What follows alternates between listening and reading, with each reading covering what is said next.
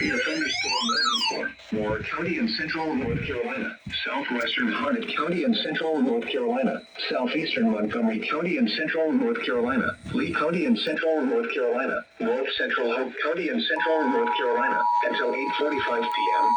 The National Weather Service can warn a severe thunderstorm is located 7 miles southeast of Bisco or 12 miles east of Troy, moving east at 40 miles per hour. Southeastern Montgomery, 60 miles per hour wind gusts and $half-dollar-sized hail. Source, radar indicated. Impact, hail damage to vehicles is expected at 44 p.m. Expect wind damage to roofs, siding, and trees.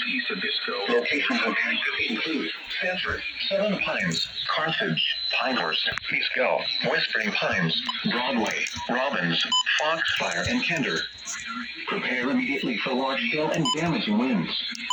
People outside should move immediately to shelter in strong buildings. Stay away from windows.